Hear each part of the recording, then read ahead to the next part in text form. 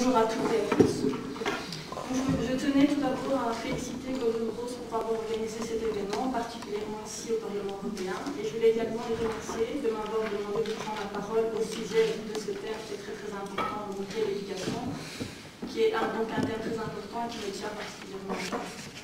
Alors dans le cadre de ma présentation, je ne vais pas spécifiquement me pencher sur l'éducation des jeunes filles ou des femmes, parce que ce n'est pas ma spécialité. Mais c'est plutôt moi, en tant que femme, partant de mon expérience de terrain, quelle est ma vision de l'éducation et de l'enseignement et qu'est-ce qu'on pourrait proposer comme piste de solutions qui pourraient apporter une contribution à ce sujet. Alors quand on m'a demandé de parler de ce sujet, je me suis tout d'abord demandé s'il y avait eu des grandes pédagogues femmes dans l'histoire et quelles avaient été leurs contributions et si elles avaient une approche spécifique féminine par rapport à l'éducation.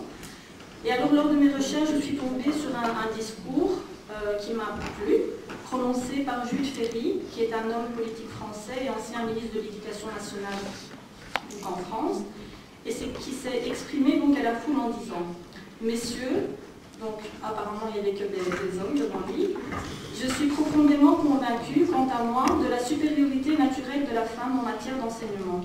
Cette supériorité, croyez-le bien, se démontrera plus clairement de jour en jour.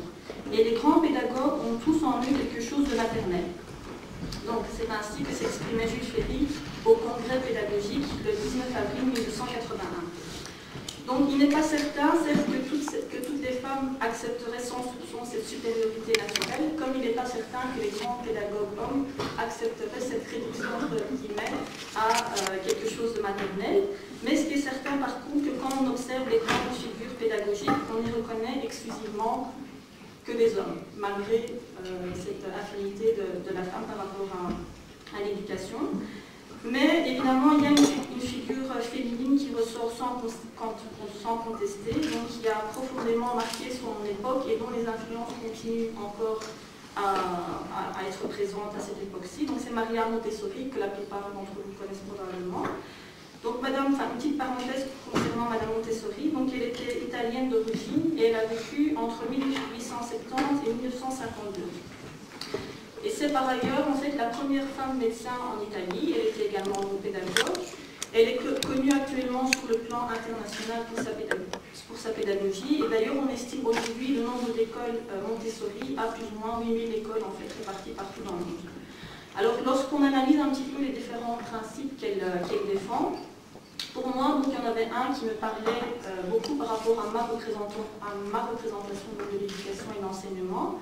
C'est le fait qu'elle insiste sur le fait de voir l'enfant comme une personne non seulement digne d'intérêt, mais surtout comme l'avenir de la société.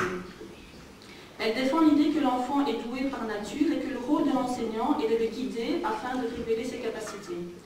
Elle conçoit l'éducation comme, certes, l'élaboration d'un savoir, mais qui a comme finalité de former un citoyen du monde, animé par une conscience sociale et morale.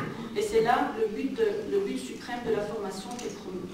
Et je trouvais vraiment que c'était une vision très large et très avant-gardiste par rapport à son époque.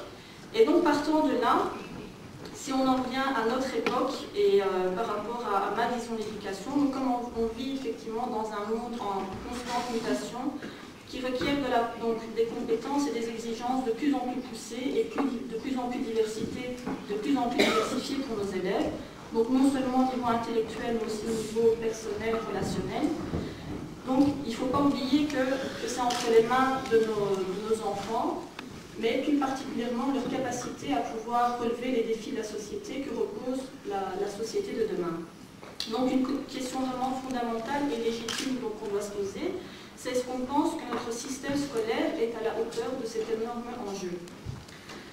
Donc si on se penche sur les différentes problématiques qui sont présentes au niveau éducatif, donc on peut dire quand même en Europe qu'il ne s'agit plus d'un défi de pouvoir parler de l'accès à l'enseignement, mais c'est par contre l'accès à la réussite scolaire confirmée par un diplôme qui représente toujours un enjeu, surtout pour les enfants du milieu populaire. Donc par rapport à ça, si vous me permettez, je voudrais faire un petit focus sur le cas de la Belgique et analyser un petit peu la problématique de l'échec de l'intégration scolaire des enfants issus de l'immigration. Alors pour ce faire, je vais un petit peu faire référence à différents chiffres, donc les fameux tests PISA qui sont réalisés dans les pays de l'OCDE. Alors quand on regarde donc les résultats de ces tests mesure les performances scolaires des élèves âgés de 15 ans, on se rend compte malheureusement que la Belgique a un mauvais bulletin et que la situation est semblable aussi bien en communauté française qu'en communauté flamande. Et c'est quoi le constat alarmant, je pense, donc que la Belgique apparaît comme étant le pays où il y a le plus grand fossé entre, au niveau des résultats scolaires entre les enfants allochtones et les enfants autochtones. Et ce qui est vraiment désolant également, c'est de voir que cet écart persiste même pour les enfants de deuxième génération, c'est-à-dire pour les enfants qui sont nés ici en Belgique et qui auraient logiquement des chances de réussite plus importantes. Alors de nombreux facteurs peuvent être évoqués pour expliquer cet écart. Donc les premiers facteurs qui sont évoqués, donc, ce sont des éléments propres à la situation individuelle de l'élève, comme la non-maîtrise du français, l'origine sociale de l'élève et puis le niveau socio-économique des parents. Mais ce qu'il faut se dire, c'est que ces éléments, ils sont semblables aussi dans les autres pays. Donc qu'est-ce qui fait que dans certains pays, ces élèves réussissent et que chez nous, malheureusement, ils sont en échec? Donc ce qu'il faudrait faire, je pense, c'est un petit peu se pencher sur notre système scolaire ici en Belgique, qui est, on peut le dire, vraiment fort prononcé. Ce qui est fort prononcé, c'est le système de ségrégation que tout le monde connaît. Donc, on dit que le système belge présente un modèle de séparation qui est caractérisé par une orientation précoce dans des filières techniques et professionnelles qui sont évidemment peu prometteuses pour l'avenir. Vous en aviez parlé tantôt, donc ça consiste, donc en fait, ce qui se passe, c'est qu'il y a l'apparition d'écoles ghetto où il y a une concentration d'élèves qui sont en difficulté, qui ont un handicap, donc au niveau scolaire. Et donc évidemment, ça a des répercussions négatives sur leur parcours. Juste à titre d'exemple, pour pouvoir dire quelques chiffres, donc je me réfère à des données qui datent d'il y a quelques années, mais je pense que ça n'a pas beaucoup changé. Donc quand on regarde un petit peu le taux de présence au niveau des écoles techniques et professionnelles, on voit par exemple qu'il y avait à peu près 15% d'élèves belgo-belges pour environ 70% d'étudiants d'origine turque. Donc ça montre vraiment la différence de proportion par rapport à ça. Alors, il y a aussi, donc j'ai parlé de la ségrégation scolaire, donc par rapport aux écoles, il y a aussi clairement, donc moi c'est ce que j'ai pu observer sur le terrain lors de mon expérience à l'école des étoiles, il y a une difficulté pour le corps enseignant et pour la direction de gérer ce type de public et justement de trouver des solutions pour leurs difficultés qui sont quand même spécifiques. On parle d'ailleurs d'une rupture culturelle et linguistique entre l'école et les familles qui est générée par un manque de dialogue, par un manque de connaissances mutuelles, mais également par des représentations négatives que peuvent avoir les enseignants sur la langue et la culture d'origine de l'élève. Par exemple, donc on peut partir d'un exemple très concret. L'idée qui est très répandue chez les enseignants, en fait, pour ces élèves-là, c'est que la situation de linguisme est quelque chose de négatif pour eux. Donc c'est quelque chose, c'est considéré comme un frein aux apprentissages, c'est considéré comme un frein à la maîtrise du français.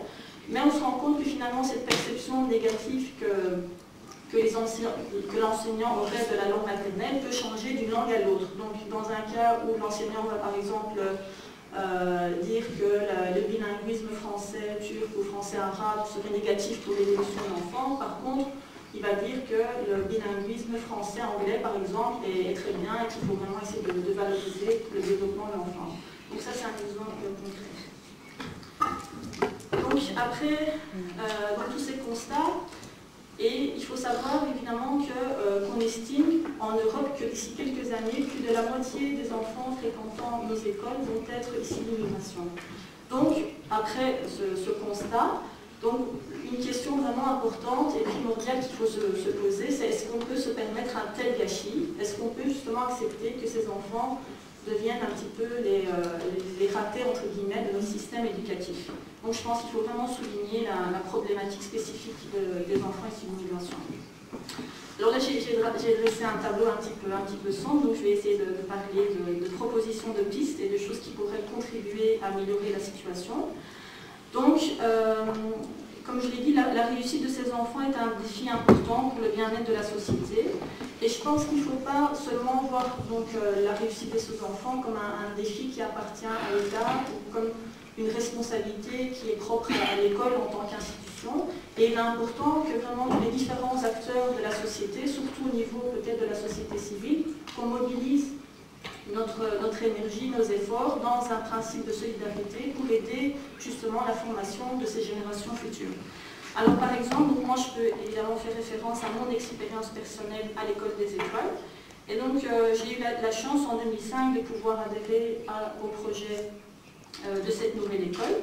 Ce projet qui est né d'une initiative d'hommes d'affaires, de bénévoles, donc des Belges d'origine turque de deuxième voire de troisième génération, qui avaient atteint une certaine qualité de vie, qui avaient plus ou moins réussi dans la vie, et qui étaient animés justement par ce sentiment de reconnaissance envers leur pays d'accueil, et qui était animé par un désir de contribuer justement à la formation et à l'émancipation des futurs adultes de demain.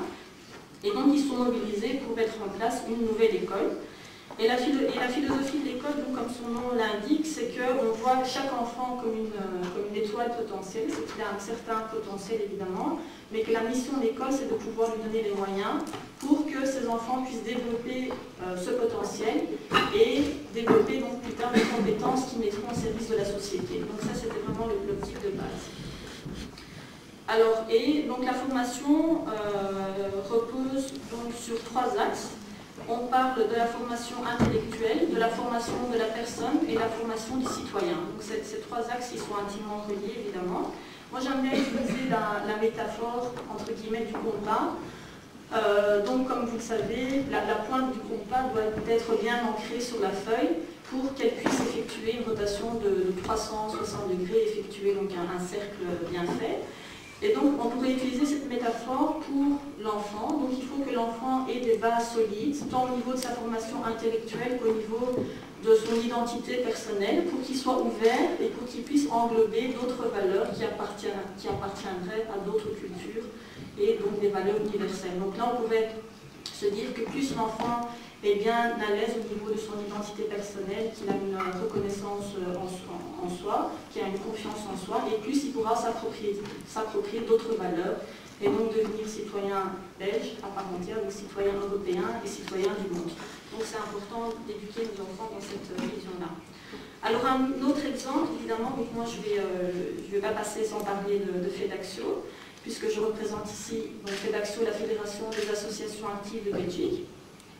Donc, qui est un regroupement en fait, de nombreuses associations qui sont actives partout en Belgique, qui ont été aussi initiées donc, par des citoyens engagés et actifs dans la société, qui avaient comme désir de pouvoir apporter une contribution à la cohésion sociale de notre société. Et au niveau des différents domaines d'activité, donc on a le domaine de la femme et société, donc c'est la plateforme Femmes et Société à laquelle appartient Golden Rose. On a les entrepreneurs professionnels, on a le domaine du dialogue et de la cohésion sociale, la plateforme Culture et Art, et finalement la plateforme Jeunesse et Éducation, donc, qui reprend l'école des étoiles, mais aussi d'autres associations, comme des centres d'enseignement, des associations de parents et des associations d'étudiants universitaires. Et alors donc, la philosophie de cette plateforme-là, c'est que l'éducation des jeunes ne doit pas se limiter en temps et en espace à l'école, mais qu'il faut vraiment que l'école soit ouverte sur son monde extérieur et qu'elle ne constitue pas un îlot isolé. Et donc là, il y a vraiment un système de solidarité, d'entraide pour pouvoir mieux éduquer ces jeunes-là. Donc par exemple, dans les centres d'enseignement, il y a l'aide apportée aux devoirs, il y a le développement de talents, donc des activités parascolaires qui sont organisées.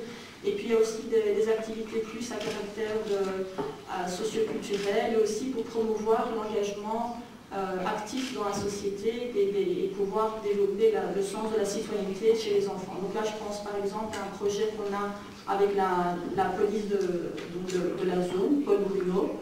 Là je vois Madame Louis qui est là.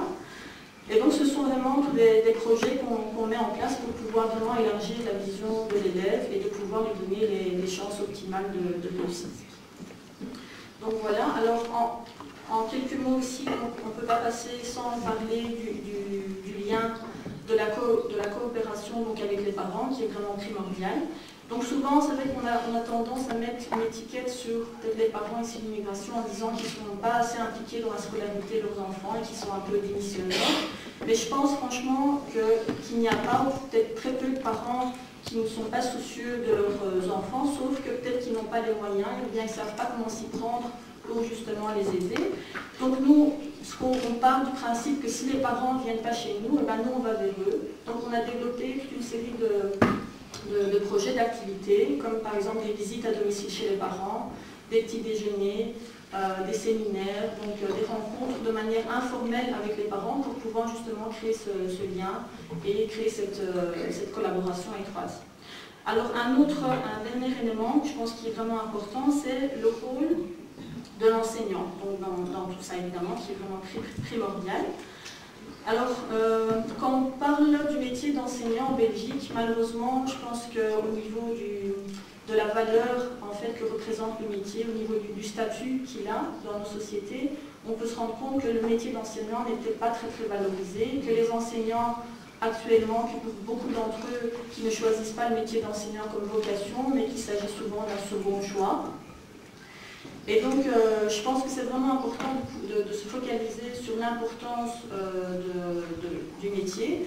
Pourquoi? Parce que c'est vrai qu'il y a beaucoup de facteurs à l'école qui peuvent influencer la réussite de l'enfant, mais pour moi, je pense que l'élément vraiment fondamental, c'est la relation que l'enfant a avec son prof, son institut. Et donc, pour que justement les enseignants soient motivés et qu'ils soient conscients de leurs responsabilités, de leur mission qui est vraiment très importante, je pense qu'au niveau de la société, il y a certaines choses qu'on doit revoir par rapport à ce métier-là. Donc voilà. Je vous ai confié les enfants des hommes, non pour peser plus tard la somme de leurs connaissances, mais pour me réjouir de la qualité de leur ascension. Donc je pense que c'est une phrase vraiment très belle. Et j'espère donc qu'on pourra agir vraiment au niveau des différents acteurs de la société ensemble dans un principe de solidarité pour atteindre ce noble objectif qui est de former et puis d'émanciper les jeunes générations. Voilà.